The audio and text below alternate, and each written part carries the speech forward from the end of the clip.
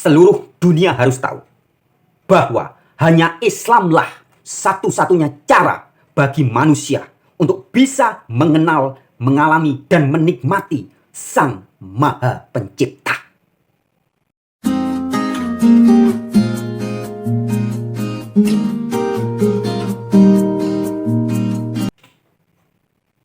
Hello everyone, anywhere, everywhere. Rahayu, salam sejahtera, salam kebajikan, Nusantara Jaya. Shalom Aleichem, Namo Buddhaya, Om Swastiastu, Assalamualaikum warahmatullahi wabarakatuh. Dan salam-salam yang lainnya. Intinya salam damai. Sahabat-sahabat, pada video kali ini sambil santai ya, saya sambil ngupas bawang ya.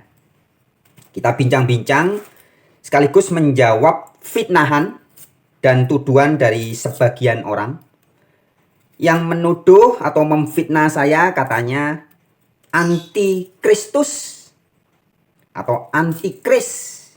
Dan ada juga beberapa orang melalui komentar, melalui WA, dan di berbagai kesempatan juga menuduh saya sebagai, katanya, anti-Islam. Wah, tuduhan yang sangat mengerikan ya.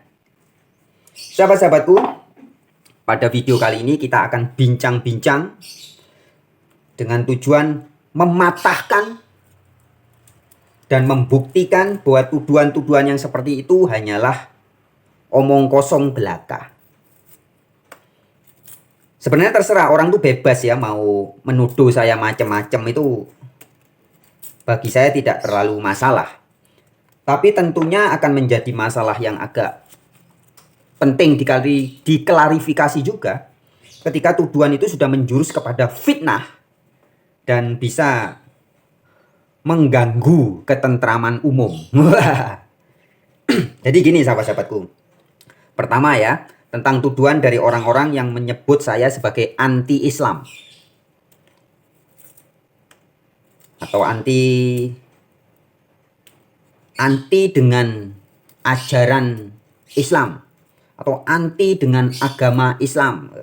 Apapun lah istilahnya. Sahabat-sahabat, langsung aja saya akan jelaskan bahwa tuduhan itu adalah tuduhan yang sama sekali tidak berdasar. Karena faktanya adalah dalam keluarga besar saya. Keluarga besar artinya keluarga-keluarga dari kakek nenek saya, dari ayah ibu saya.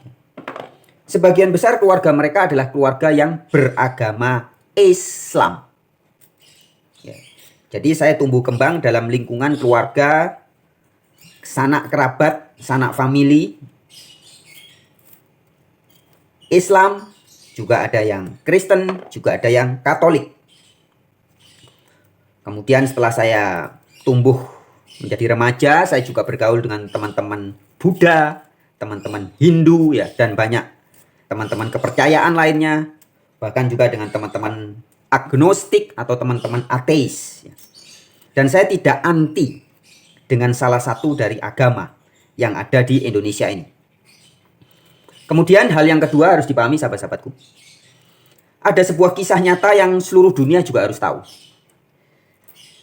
Jadi begini, dulu ketika saya masih di dalam kandungan ceritanya ya. Sebelum lahir, saya itu sudah mau dibunuh sahabat-sahabatku. Dan kisah ini masuk di koran ya, koran Suara Minggu bulan Oktober 1977. Saya mau dibunuh. Sehingga singkat cerita ketika saya lahir jadi bayi, jadi jigot ya, spermanya bapak saya, ketemu sama ovumnya ibu saya, kemudian menjelma menjadi jigot, kemudian jadi bayi, kemudian lahir. Nah, bayi itu ketika nangis, ya, jadi kalau bayi lahir kan biasanya nangis. Ya. Bayi itu lahir nangis, yang keluar bukan air mata, tapi darah. Dan kejadian ini bukan terjadi dalam 1-2 jam, 1-2 hari, 5 hari, tidak. Tetapi kejadian ini berlangsung selama 14 hari. Jadi sekitar 2 minggu ya. Bayi itu kalau nangis setiap hari tangisnya adalah darah. Nah, singkat cerita dibawa ke beberapa dokter pada waktu itu di sekitar Jawa Timur. Pada saat itu di kota Jember ya, karena saya lahirnya di kota Jember. Tapi kemudian tidak ada dokter yang bisa mengobati. Dokternya bingung, ini penyakit apa? Belum ketahuan. Nah, singkat cerita, setelah 14 hari kemudian bersamaan dengan itu juga nenek saya itu juga sakit. Sakitnya sudah lama juga. Dan sakitnya karena disantet atau diguna-guna oleh orang. Sakitnya juga hampir mati dia. Dan nenek saya itu berobat juga di Surabaya akhirnya. Dan bayi saya itu juga dibawa berobat. Dan yang mengobati adalah orang Ambon, namanya Om Frans. Dia beragama Islam. Nah, cara pengobatan saya itu hanya dengan jeruk nipis airnya ya. Air jeruk nipis yang diteteskan di daun kelor, kemudian diteteskan ke mata saya. Sambil dibacakan surat Al-Ikhlas. Loh. Itu surat yang tercatat di Al-Quran. Dilantunkan surat Al-Ikhlas, diteteskan dengan air jeruk nipis, dengan sentuhan daun kelor, dan langsung sakit atau penyakit tangis darah yang sudah berlangsung sekitar 2 minggu atau 14 hari itu, sejak saat itu sembuh tuntas, tas sampai sekarang. Ya. Jadi sembuh seketika dan itu dicatat oleh koran. Ada wartawan yang meliput, masuk koran Suara Minggu. Ya. Tahun 1977 bulan November ya. Koran itu bulan November atau bulan Oktober itu. Korannya masih ada itu, sudah bulukan. Ya, sudah coklat sekali kertasnya, disimpan sama ibu saya. Nah, jadi sejak saya bayi yang menolong yang dipakai oleh Sang Maha Pencipta, yang dijadikan media oleh Sang Maha Pencipta untuk menyembuhkan penyakit saya, selain media air jeruk nipis, media daun kelor, juga dengan media surat Al-Ikhlas yang dilantunkan oleh seorang beragama Islam yang namanya Om Frans. Nah, untuk mengenang nama Om Frans itulah, maka di depan nama saya yang tadinya Donald Ignatius ditambahi nama Frans Donald Ignatius. Yang selanjutnya dalam perkembangannya setelah beberapa tahun kemudian namanya dipanjangin lagi, Franciscus Donald Ignatius. Jadi jelas ya, dari sejak bayi saya sudah sangat erat berhubungan dengan orang beragama Islam. Kemudian tadi sudah saya sampaikan, saya tumbuh kembang dalam keluarga banyak beragama Islam. Singkat cerita lagi, nah, harus disingkatkan ini biar cepat ya. Kalau ceritain semua panjang nanti. Singkat cerita, setelah saya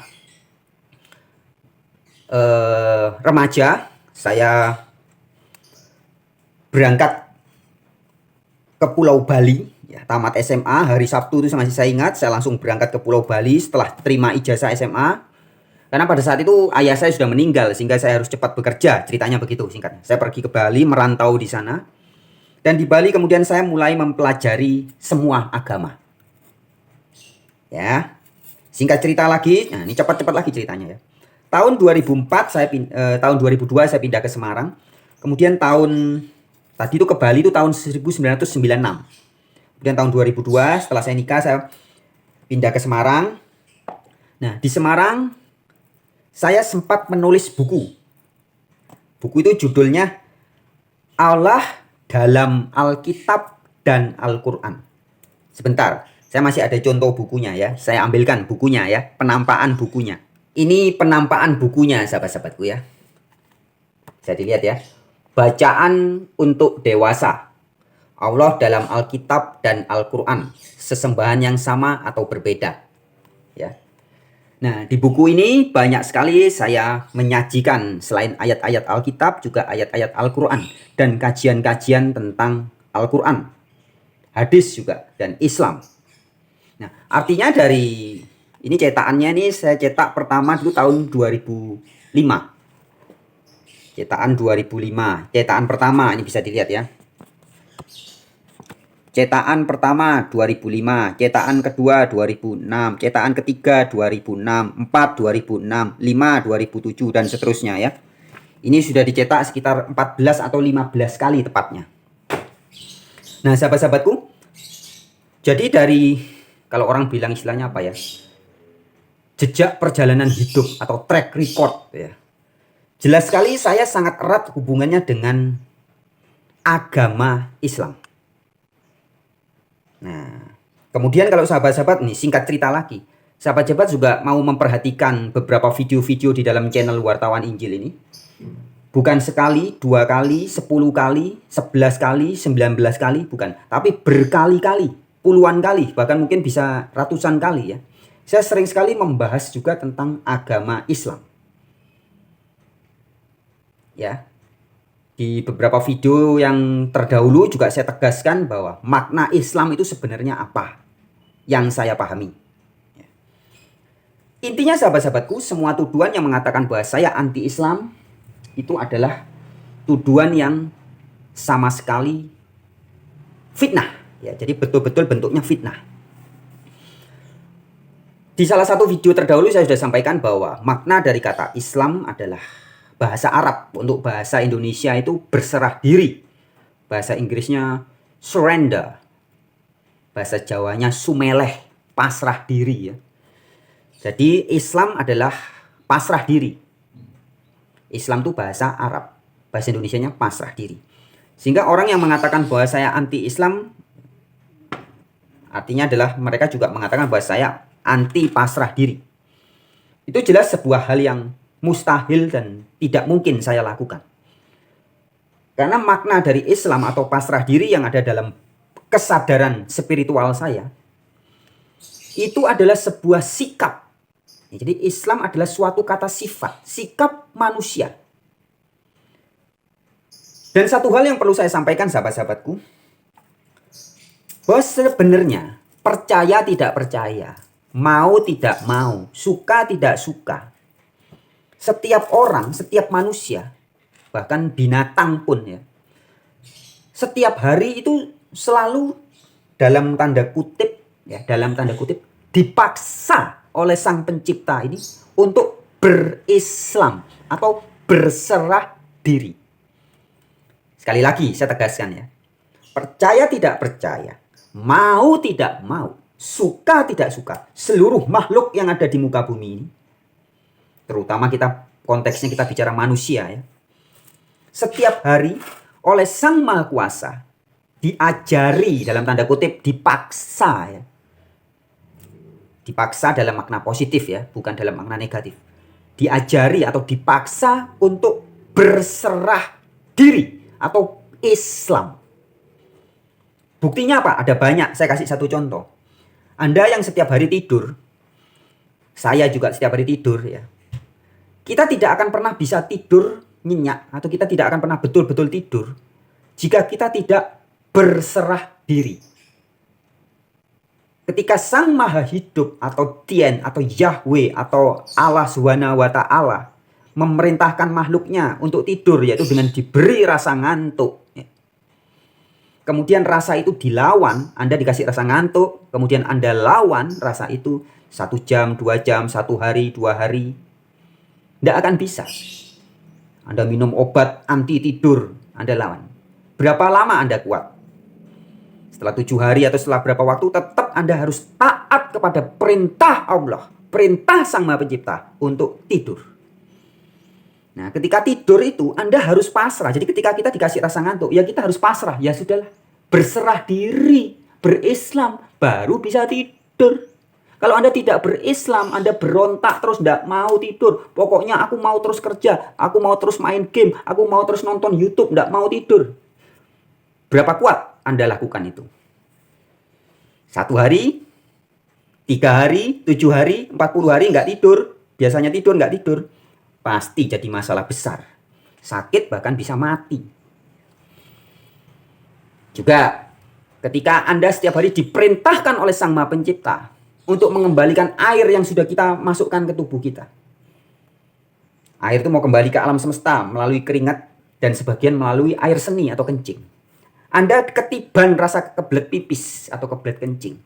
Coba Anda lawan perintah itu. Anda tidak mau. Anda tidak mau berserah diri. Tidak mau Islam kepada perintah Allah itu. Allah atau Sang Maha Hidup atau Yahweh atau Dian atau Sang Yang Widiwasa ketika memberi perintah kepada kita untuk mengembalikan air yang ada di tubuh kita kembali ke alam melalui air seni atau melalui kencing. Kita lawan perintah itu. Anda mau lawan berapa jam? Tahan kencing 1-2 jam, 3 jam, 24 jam. Mati kita.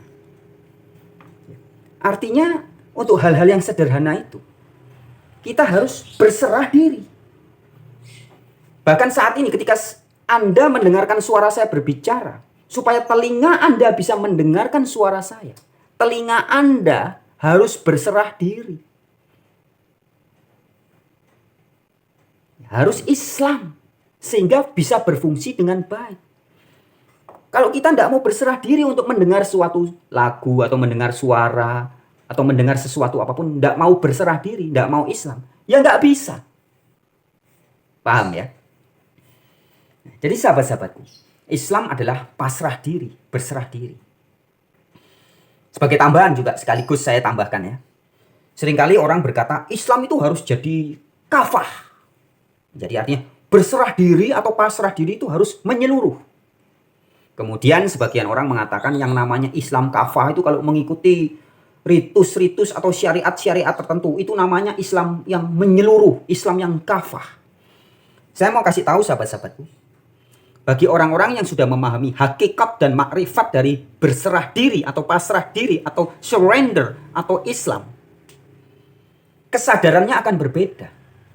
Yang disebut sebagai kafah atau berpasrah diri yang menyeluruh, itu artinya bukan beritus, bersyariat, ngikuti aturan-aturan manusia tertentu atau aturan-aturan yang katanya dari Allah. Bukan hanya itu. Tetapi menyeluruh artinya ketika Anda tidur, Anda berserah diri. Ketika Anda bangun pagi dari tidur, Anda berserah diri. Anda mandi, Anda kencing, Anda beol, kemudian Anda olahraga, Anda menghirup udara. Ketika menarik nafas dengan kesadaran bahwa nafas ini milik Sang Pencipta. Hidung yang menarik nafas juga milik Sang Pencipta. Jiwa raga saya yang bisa bergerak karena bernafas, kemudian jantung memompa darah, kemudian otot-otot, urat-urat bisa bergerak. Ini semua karena Sang Pencipta. Dengan kesadaran ini, maka Anda menjadi orang yang berserah diri secara menyeluruh. Atau Islam yang kafah. Itulah makna Islam yang kafah. Menyeluruh. Jadi bukan Islam ketika membaca kitab. Ketika melantunkan ayat-ayat kitab suci. Ketika pergi ke masjid, pergi ke tempat ibadah. Bukan itu. Itu juga bisa menjadi bagian dari berserah diri. Tapi berserah diri yang kafah adalah ketika Anda dan saya sepanjang waktu mau tidur, bangun tidur, mandi, beol, kencing, makan, minum, kerja, main, kongko, wi. Apapun yang Anda lakukan ketika dengan kesadaran, semua saya lakukan bersama-sama Sang Maha Kuasa dan dari Sang Maha Kuasa dan untuk Sang Maha Kuasa. Itulah yang artinya Islam atau berserah diri yang kafah, menyeluruh.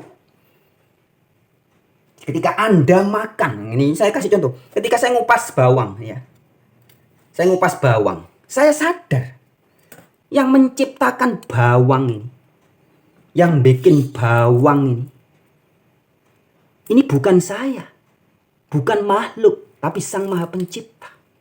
Kemudian tangan yang mengupas ini juga bikinan Sang Maha Pencipta. Pisau yang logam atau biji-biji besi yang ditempa menjadi pisau. Ini bahan bakunya juga dari Sang Maha Pencipta. Jadi semuanya untuk kemuliaan Sang Maha Pencipta. Dengan kesadaran berserah diri atau pasrah atau surrender atau Islam. Orang akan seperti itu. Jadi melakukan apapun. Mau bekerja, lagi kerja di bengkel, kerja di kantor, kerja dimanapun, kesadarannya dilakukan bersama-sama dari dan untuk Sang Maha Pencipta. Itulah Islam yang kafah atau berserah diri yang menyeluruh. Termasuk ini apa aja ya, mau tidur, makan, minum, bahkan ketika making love atau ya, ketika berhubungan seks. Sadar enggak Anda ketika Anda suami atau istri berhubungan seks dengan pasangannya? Ketika penis Anda ereksi, sadarkah Anda bahwa yang penis Anda bisa ereksi, ada banyak rasa di situ. Ada rasa fisik, ada rasa batin, ada rasa mental, ada hawa nafsu. Semua itu milik Sang Maha Kuasa, milik Sang Pencipta. Ketika penis Anda masuk di vagina pasangan Anda merasakan nikmat. Sadarkah kita bahwa semua itu terjadi karena segalanya berasal dari Sang Maha Pencipta. Nah, jadi kalau Anda melakukan apapun dengan kesadaran dari, untuk, dan bersama-sama kuasa Sang Maha Pencipta, itulah disebut sebagai berserah diri kepada Sang Maha Pencipta atau Islam terhadap Sang Pencipta. Ya, tapi kalau segala sesuatu dilakukan dengan emosi, dengan kemarahan, dengan hawa nafsu, ya, maka Anda dibajak oleh roh jahat, oleh setan. Maka orang-orang itu berserah di orang yang memperkosa, membunuh, merampok, mencuri. Mereka sedang berserah diri kepada setan. Nah ya, jadi jelas ya. Buat sahabat-sahabat atau orang-orang yang masih menganggap atau nekat memfitnah saya anti-Islam, ya, Anda salah kaprah. Oke, sekarang buat orang-orang yang menuduh saya anti-Kristus atau anti-Kristen. Sering sekali memang orang-orang gereja-gereja tertentu ya menuduh saya anti-Kristen. Sebenarnya di video yang lalu sudah sering saya bahas ya. Tapi intinya sahabatku, saya memahami Yesus sebagai Kristus ya sebagai Kristus. Kristus artinya orang yang diurapi oleh Allah. Kristus atau Mesias atau Al-Masih kalau bahasa Arab. Kristos, Hamasyah, Mosyah. Itulah orang yang dipilih oleh Sang Maha Pencipta untuk menjalankan tugas menyelamatkan. Kalau nabi adalah orang yang dipilih, nabi berasal dari bahasa Ibrani, nevi, orang yang dipilih untuk menjadi memberi petunjuk kepada orang. Guru, orang untuk menjadi diikuti. Rasul, pembawa risalah. Sekali lagi, nabi, penunjuk arah. Nevi, maka ada kata navigator. Guru atau rabi atau ustadz itu orang yang diikuti. Sedangkan kalau Rasul pembawa risalah. Nah kalau Al-Masih atau Kristus adalah orang yang dipilih oleh Sang Pencipta untuk tugas menyelamatkan manusia. Nah saya ini percaya Isa Al-Masih atau Yesus sebagai Kristus. Jadi salah kalau orang mengatakan saya anti Kristus. Salah. Justru orang-orang yang sering mengajarkan Allah Trinitas, yang katanya Yesus Kristus adalah Allah yang menjelma menjadi manusia. Loh, ini sebenarnya seperti orang yang mengatakan bahwa saya adalah suami, tapi saya juga adalah istri. Nah, itu kacau saudaraku. Jadi orang yang mengatakan bahwa Yesus adalah Kristus, tapi Kristus adalah Allah yang menjelma jadi manusia. Ini orang yang tidak paham sama sekali makna dari kata Kristus. Karena makna dari Kristus atau Al-Masih atau Mesias itu sebenarnya orang yang dipilih oleh Allah untuk jadi juru selamat. Diurapi, orang yang diurapi. Jadi jelas orang yang diurapi itu ya bukan yang mengurapi. Yang mengurapi itu Sang Maha Kuasa. Kristus adalah orang yang diurapi oleh Sang Maha Kuasa. Justru ketika Anda mengatakan bahwa Kristus adalah Allah yang Maha Kuasa, itu sebenarnya Anda yang sadar tidak sadar, percaya tidak percaya, mau tidak mau, Anda lah anti Kristus. Oh enggak, kami enggak anti Kristus. Kami percaya Yesus itu Kristus. Tapi Kristus juga Allah yang Maha Kuasa. Lah ini ngawur. Kata saya bilang seperti orang berkata, loh saya ini suami loh. Betul, tapi saya juga istri. Kacau kan kalau gitu. Suami ya suami, istri ya istri. Tidak mungkin suami sekaligus istri. Yesus itu Kristus, orang yang diurapi oleh Allah. Nah, jadi Kristen itu adalah pengikut Kristus atau pengikut orang yang diurapi oleh Allah. Kristen bukan pengikut Allah yang Maha Kuasa yang menjelma jadi manusia. Bukan. Kristen itu pengikut Yesus sebagai Kristus. Bukan Yesus sebagai Allah yang maha kuasa, yang menjelma jadi manusia. Bukan. Ya. Jadi buat semua orang-orang yang masih menuduh saya sebagai antikristus karena saya tidak percaya Trinitas ya, Anda salah kaprah. Saya percaya Yesus Kristus, bukan Yesus itu bagian dari Trinitas. Nah, kalau Anda mengatakan saya anti Trinitas, ya silahkan, itu masih bisa dibenarkan. Karena saya memang sering sekali dalam ratusan video-video saya terdahulu, saya menjelaskan secara alkitabiah, saya tidak percaya Trinitas, sebab Trinitas bukan ajaran Alkitab. Jadi jelas ya sahabat-sahabatku ya. Saya pikir dalam video yang serius tapi santai ini, sambil ngupas bawang ini, sahabat-sahabat bisa memahami jadi posisi saya. Saya sama sekali tidak anti terhadap berserah diri atau pasrah diri atau sumeleh atau Islam. Sama sekali tidak. Sebab tidak mungkin saya tidak berislam dalam hidup saya. Nggak mungkin. Dan satu hal yang mau saya tegaskan baik-baik sahabat-sahabatku. Perhatikan baik-baik perkataan saya ini. Perhatikan baik-baik. Seluruh dunia harus tahu bahwa hanya Islamlah satu-satunya cara bagi manusia untuk bisa mengenal, mengalami, dan menikmati Sang Maha Pencipta. Dengan kata lain, hanya dengan berserah dirilah, tidak ada cara lain. Hanya dengan berserah diri, dengan surrender, dengan pasrah diri, dengan sumeleh lah, manusia bisa betul-betul mengenal Sang Maha Pencipta, merasakan betapa nyatanya hadiratnya, dan menikmati kuasa-kuasanya. Tanpa Islam atau tanpa berserah diri, tidak ada manusia yang bisa betul-betul merasakan hadiratnya. Jelas ya? Dan semua inti ajaran para nabi, sebenarnya bukan ajaran para nabi. Nabi itu kan hanya pemberi peringatan, penunjuk arah. Jadi, semua ajaran yang menginspirasi atau yang memberitahu para nabi untuk disampaikan kepada banyak orang, juga dari para rasul dan semua orang-orang kudus, orang-orang suci, intinya adalah Islam. Intinya adalah sumeleh, berserah diri. Itu aja intinya. Jadi semua ajaran yang dari Sang Pencipta, yang disampaikan melalui perantaraan nabi, rasul, dan lain-lainnya, intinya hanya satu.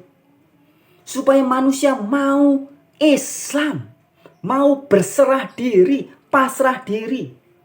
Setiap saat pasrah diri, mas bro, mbak sis, pasrah. Damai hidupmu, dijamin tentrem. Pasrah diri, berserah diri. Mau makan, berserah diri.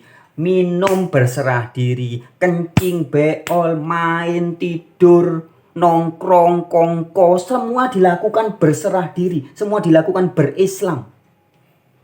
Tidak akan punya masalah Anda. Bebas dari segala masalah apapun. Saat sakit, berserah diri, sadar. Loh, badanku sakit ya ora apa-apa, ini bukan punyaku, semuanya milik Sang Pencipta. Rambutku mulai memutih ya ndak apa-apa, pasrah. Ini kan bukan punyaku, punya Sang Pencipta. Loh, anakku mati ya ora apa-apa, semua bukan milikku, hanya titipan dan pinjaman. Anak itu berasal dari Sang Pencipta, diminta balik dari Sang Pencipta lagi, ya ndak apa-apa. Loh, enak toh. Ya, pasrah diri itu satu-satunya cara manusia bisa merasakan, menyadari, bahkan menikmati kuasa Sang Maha Pencipta. Hanya Islam atau pasrah diri saja. Bukan agama, organisasi Islam, bukan ya. Pasrah diri adalah sikap hidup. Islam adalah sikap hidup. Ya, jadi jelas ya, saya tidak anti dengan Kristus dan saya juga tidak anti dengan Islam. Bahkan saya tidak mungkin bisa hidup tanpa berserah diri atau tanpa Islam. Tidak mungkin bisa. Anda pun demikian, sadar tidak sadar, mau tidak mau. Setiap hari ada beberapa aktivitas dalam kehidupan Anda yang sadar tidak sadar, mau tidak mau, Anda sedang berislam. Oke, sekian video kali ini. Sampai jumpa di video yang lain. Salam Rahayu. Namaste. Namo Buddhaya. Om Swastiastu. Salam kebajikan. Nusantara. Salam Pancasila.